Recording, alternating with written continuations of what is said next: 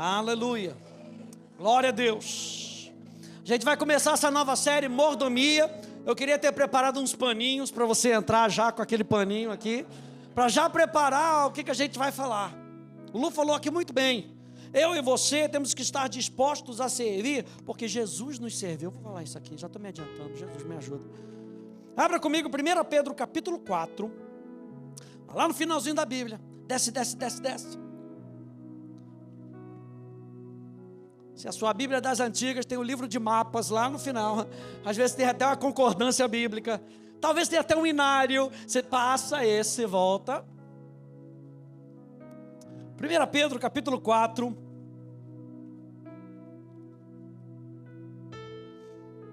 E quando a gente pega um pouquinho aqui, o contexto do capítulo 4, o assunto que o apóstolo Pedro está trazendo aqui, nesse capítulo 4, pode ser resumido em servir a Deus nos fins dos tempos.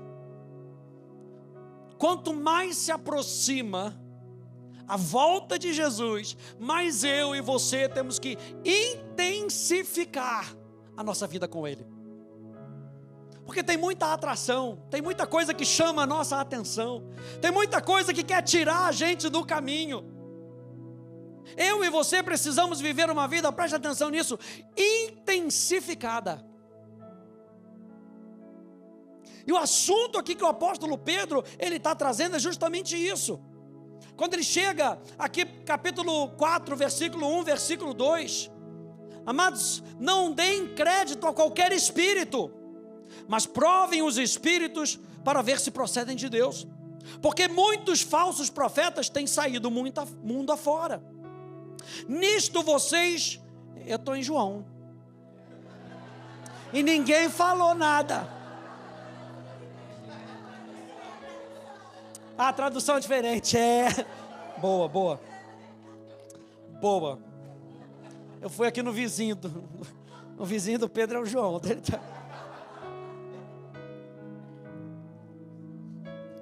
E o dia que a gente foi, onde é que a gente foi entrar? Foi lá na casa do Júlio e da Mônica, não foi? A casa do Júlio e da Mônica, uma vez. A gente foi lá, coisa e tal. Aí qual era o andar? Não sei qual era o andar. Era tipo, 102. A gente foi no 10, a gente foi no 12. Alguma coisa assim. A gente bateu na porta, o cara abriu a porta com tanta graça, com tanto amor, e a gente foi entrando. A gente foi entrando, eu só vi o cara rindo assim, sabe? Aí quando a gente viu, estamos na casa errada. O cara abriu a porta, recebeu a gente, igual o João, você abriu ele. 1 Pedro capítulo 4, verso 1. Então ele diz, ora. Agora está assim? Tendo Cristo sofrido na carne, estejam também vocês armados do mesmo pensamento. Pois aquele que sofreu na carne rompeu com o pecado, para que no tempo que lhes resta na carne, vocês não vivam mais de acordo com as paixões humanas, mas segundo a vontade de Deus. Porque basta que no passado vocês tenham feito a vontade dos gentios, tendo andado em práticas libertinas, desejos carnais, bebedeiras, orgias, embriaguez e em detestáveis idolatrias. Por isso, falando mal de vocês, estranham que vocês não se juntam com eles no mesmo excesso de devassidão. Eles que terão de prestar contas àquele que é competente para julgar vivos e mortos. Pois para esse fim, o evangelho foi pregado também a mortos, para que mesmo julgados na carne, segundo os homens, vivam segundo o Espírito. O fim de todas as coisas está próximo. Portanto, sejam criteriosos e sóbrios para poderem orar. Acima de tudo, porém, tenham muito amor uns para com os outros, porque o amor cobre a multidão de pecados. Sejam mutuamente hospitaleiros, sem murmuração. Sirvam uns aos outros, cada um conforme o dom que recebeu, como encarregados de administrar bem a multiforme graça de Deus. Quando a gente para nesse versículo 7 até o versículo 10, no versículo 10, ele começa dizendo assim: sirvam. E eu acho interessante porque o Lu estava falando aqui sobre essa questão da adoração. Uma das palavras para serviço em grego é a palavra latreio. E latreio significa o serviço dos sacerdotes. Não é qualquer tipo de serviço. O apóstolo Pedro, ele está nos chamando a nós lembrarmos que eu e você somos sacerdotes. Quantos sacerdotes nós temos aqui? É o que a Bíblia fala em 1 Pedro capítulo 2, no verso 9, diz que eu e você somos raça eleita, nação santa. Nós somos povo de propriedade exclusiva de Deus, a fim de proclamar as virtudes daquele que nos chamou das trevas para a sua maravilhosa luz. Se nós estamos aqui, é porque Ele nos chamou das trevas para a sua maravilhosa luz. E Ele está dizendo, então sirvam a Deus. E sirvam como sacerdotes.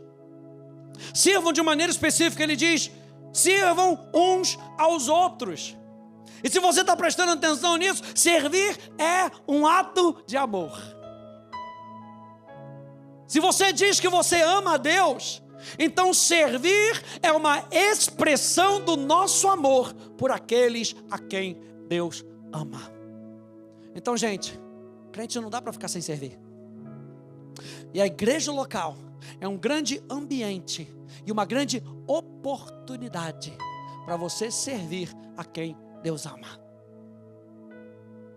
Ele continua dizendo, sirvam uns aos outros, cada um conforme o dom que recebeu. E o apóstolo Pedro, ele parece que ele está nos mostrando aqui que todos receberam algo pelo qual podem servir.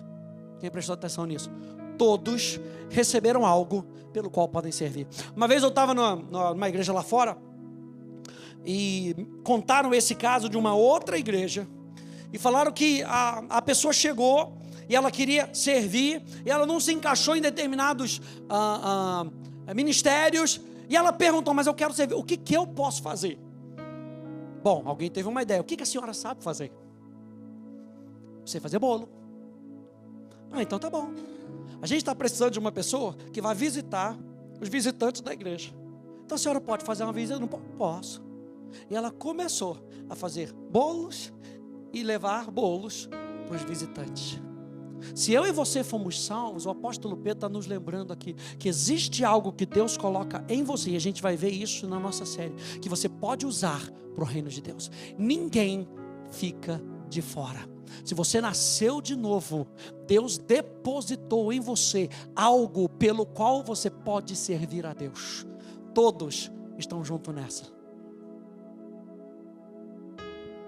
E ele diz então, sirvam uns aos outros, cada um conforme o dom que recebeu, como encarregados. A Bíblia fala que se nós recebemos um dom, nós fomos encarregados de algo. A palavra encarregado, diaconeo, significa ser servo, um atendente doméstico.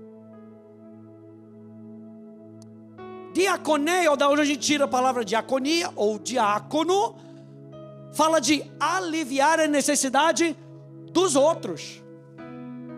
Então você chega na igreja, o ar-condicionado está ligado, a porta está lá, o chão está lá varrido, as cadeiras estão organizadas, a luz está toda pronta, porque alguém pensou em aliviar as necessidades dos outros. Fala de providenciar, de cuidar, de distribuir as coisas necessárias ao sustento da vida. Fala de atender a qualquer coisa, diga qualquer coisa. Às vezes a gente é muito seletivo. Uma vez o pastor Hélio contou essa lá pra gente, que lá na Tijuca a pessoa terminou de fazer atos. Aí a pessoa já se apresentou, pastor, é o seguinte, eu quero ajudar na atos. O que você quer? Eu quero ser professor. Tá. Tem a opção de você ficar na atos, começar abrindo porta. Pastor, já passei dessa. Essa daí já não está mais no meu nível.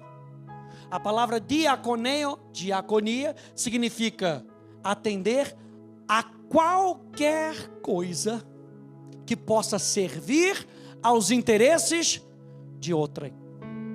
Quando a gente está servindo, a gente está pensando no outro. A gente está pensando no bem-estar do outro.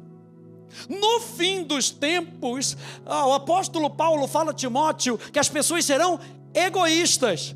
O apóstolo Pedro está falando: sirvam uns aos outros, pensem nos outros. Uma igreja que vai permanecer até o final, até a volta de Jesus, é uma igreja cheia de pessoas, cheias do Espírito Santo, que vão treinar a sua mentalidade para parar de pensar mais em si e pensar mais no outro. E não é fácil, é ou não é? É uma luta diária da nossa carne, porque a gente aprende a pensar em nós mesmos. E quando a gente nasce de novo, a gente tem que desaprender algumas coisas, arrancar determinados conceitos e aprender coisas novas.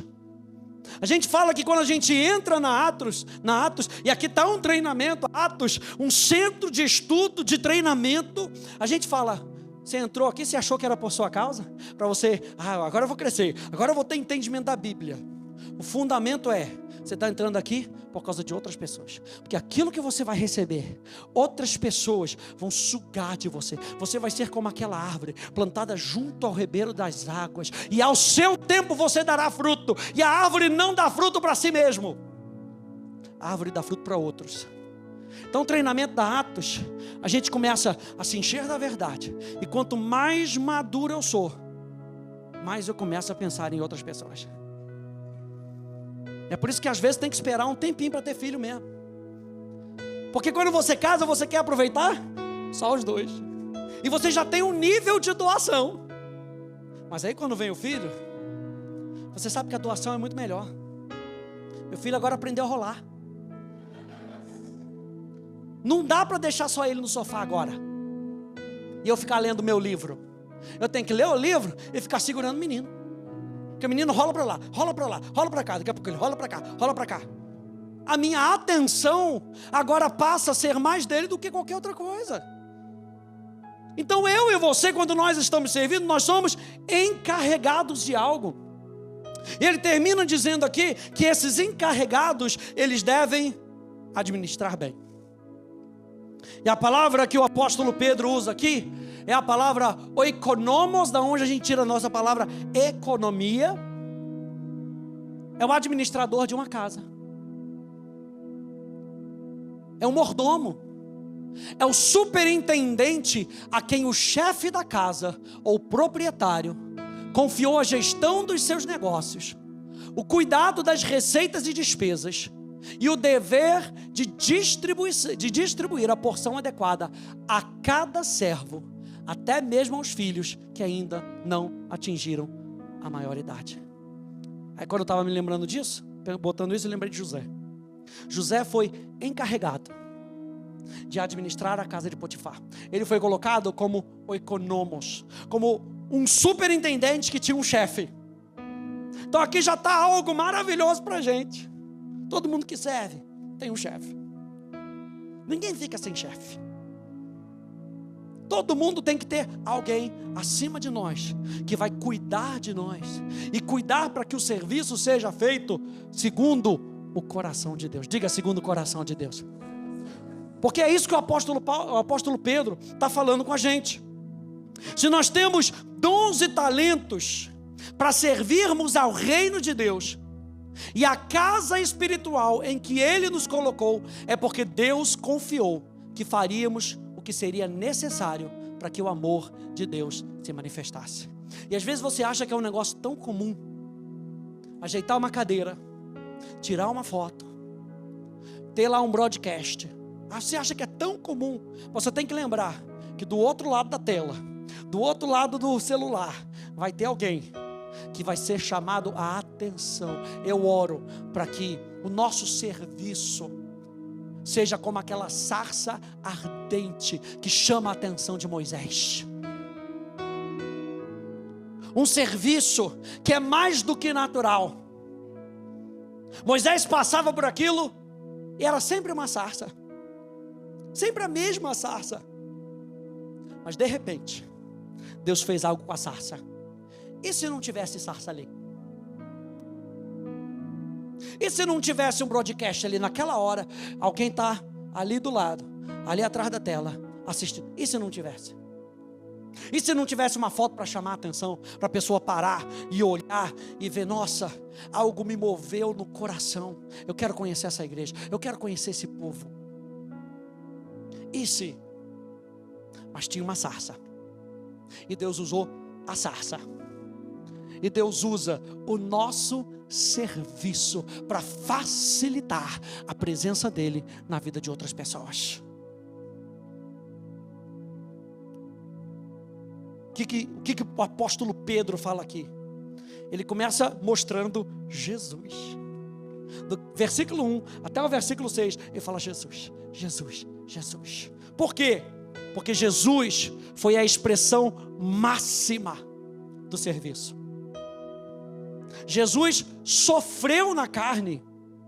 Mateus 26, 39 diz: e adiantando-se um pouco, prostrou-se sobre o seu rosto, orando e dizendo: meu Pai, se possível, que passe de mim esse cálice, contudo, não seja como eu quero, e sim como tu queres.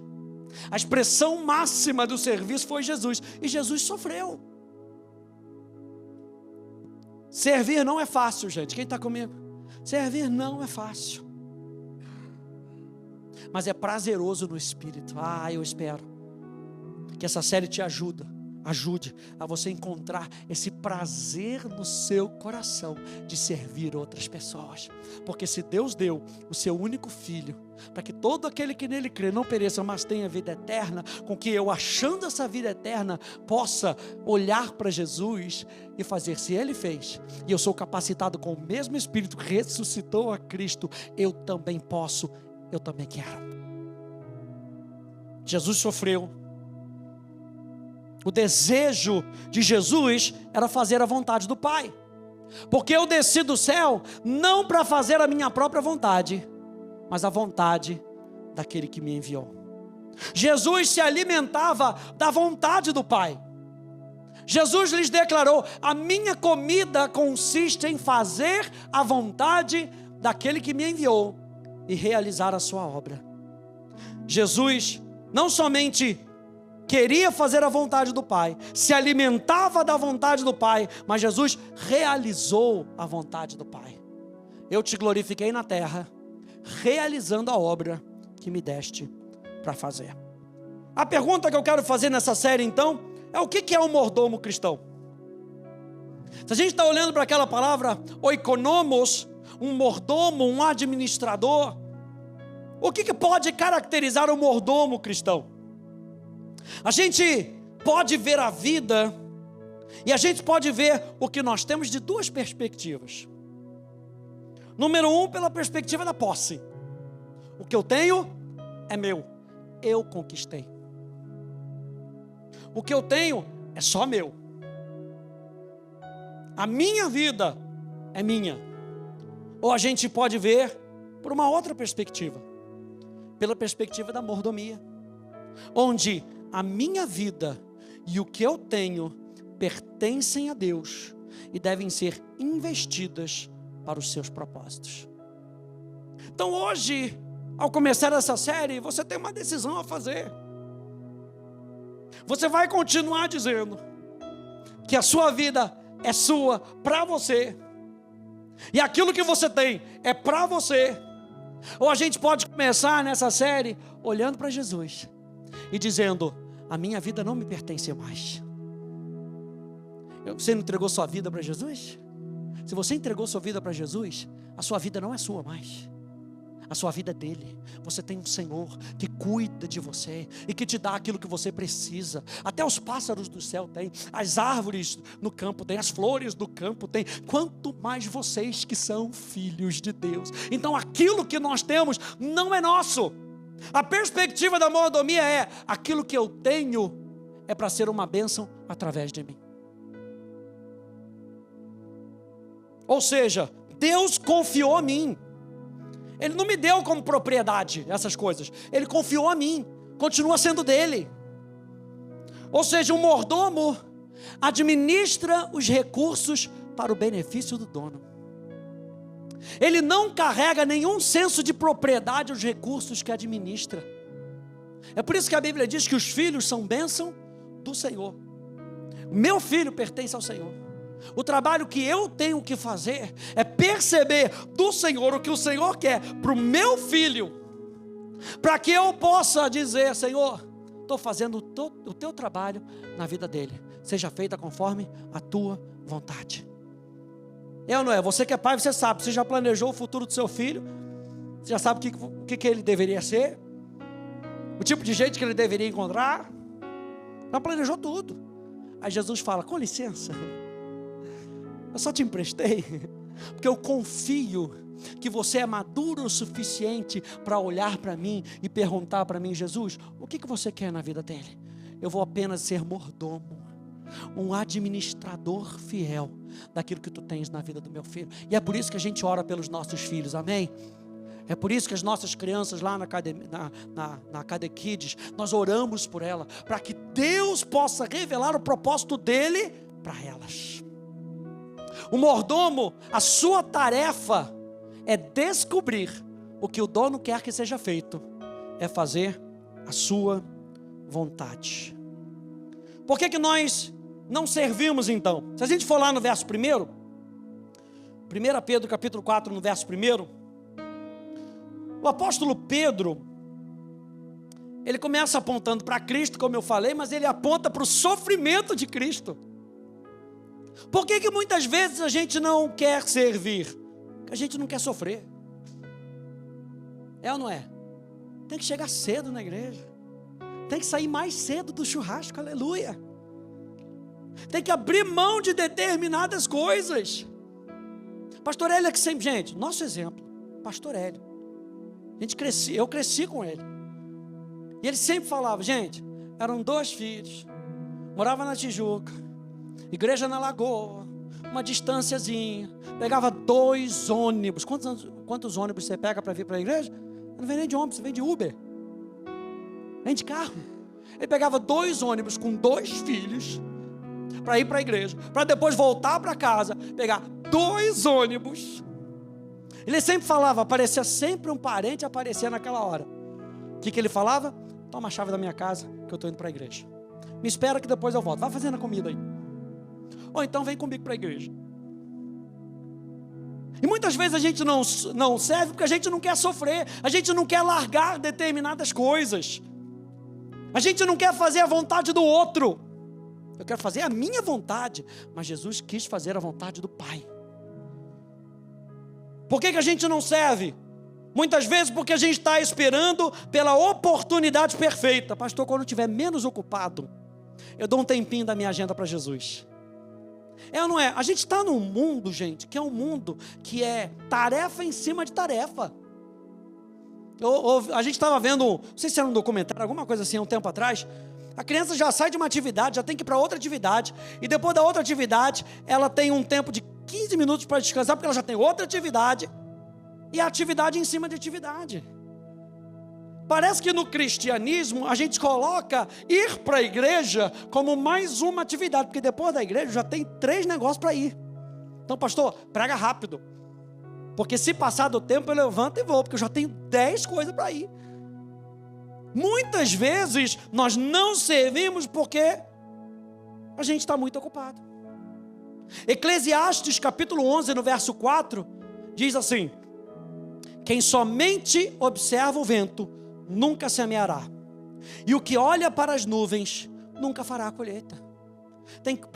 Aleluia. Tem coisa que a gente não está colhendo, presta atenção, porque a gente não está servindo. Servir é semear na vida de outra pessoa. Servir é semear na vida de outra pessoa. Por que muitas vezes nós não servimos? Porque a gente acha que a gente não tem o suficiente. Imagina se eu vou tocar teclado na igreja com o Stanley na minha frente. Eu nunca. A gente tenta fazer essas comparações, a gente acha que eu não tenho o suficiente para servir. Por que muitas vezes a gente não serve? Porque a gente não acha que nós somos necessários. Tem muita gente no Somar. Tem muita gente tocando na banda. Gente, por favor, se você tem dons musicais, aleluia, dá um descanso para o Stanley aí um pouquinho, aleluia. Eu sei que ele ama servir, mas é todo culto, né? Celso, todo culto, né, Celso? É isso aí, chegando cedo na igreja, não é verdade? Glória, né, Maria? Aleluia, tem que liberar o irmão, aleluia. Glória a Deus. Não, pastor, 4 tá bom nada. Se a gente pode fazer mais, por que a gente não faz mais? E aí a gente sai da nossa zona de conforto. Aí ele continua no capítulo 4, no verso 11. Vamos ler aqui o 10 de novo. Sirvam uns aos outros, cada um conforme o dom que recebeu, como encarregados de administrar bem a multiforme graça de Deus. Verso 11. Vale lembrar isso, que se alguém fala, fale de acordo com os oráculos de Deus. Ou seja, mesmo na hora de falar, eu não posso falar qualquer coisa. Eu tenho que falar aquilo que Deus está imprimindo no meu coração para trazer para vocês. Aquele que fala, não fale qualquer coisa. Fale segundo a palavra de Deus. A minha base não é filosofia. A minha base não é psicologia. A minha base é a palavra de Deus. Aquele que fala tem a responsabilidade de falar a palavra de Deus. Alguém diz amém a isso? Mas o que serve, faça-o na força que Deus lhe dá, para que em todas as coisas Deus seja glorificado por meio de Jesus Cristo, a quem pertence a glória e o domínio para todo sempre. E se você acredita nisso, diga amém. A gente serve para que Cristo seja visto. A gente serve para facilitar a reunião e você possa adorar a Deus. Enquanto nós adoramos servindo, você adora levantando as mãos, você adora prestando atenção na palavra. Mas enquanto você está prestando atenção na palavra, tem alguém na segurança lá. Não que Ribeirão precise, igual ao Rio de Janeiro, aleluia. Mas o nosso serviço também é a nossa adoração. 3 marcas para a gente terminar na mordomia cristã. Número 1, um bom administrador, um bom mordomo cristão, alegremente reconhece que ele pertence ao Senhor. Um bom mordomo cristão, alegremente, diga alegremente, alegremente reconhece que ele pertence ao Senhor. Eu fui comprado por sangue. A minha vida não pertence mais a mim mesmo. Eu fui comprado por sangue. Eu sou propriedade exclusiva de Deus. Ele faz comigo segundo a sua vontade. E a sua vontade é boa, perfeita e agradável. Romanos 1, 5 a 6 diz: por meio dele viemos a receber graça e apostolado por amor do seu nome, para a obediência da fé entre todos os gentios. Entre esses se encontram também vocês, que foram chamados para pertencerem a Jesus Cristo. Você pode dizer isso mais uma vez comigo? Diga: eu pertenço a Jesus. Bons mordomos do reino de Deus reconhecem alegremente que nós pertencemos a Jesus. Portanto, tudo o que temos, presta atenção nisso, tudo o que temos é porque Ele nos tem. Vou dizer de novo: tudo o que eu tenho é porque Ele tem o meu coração.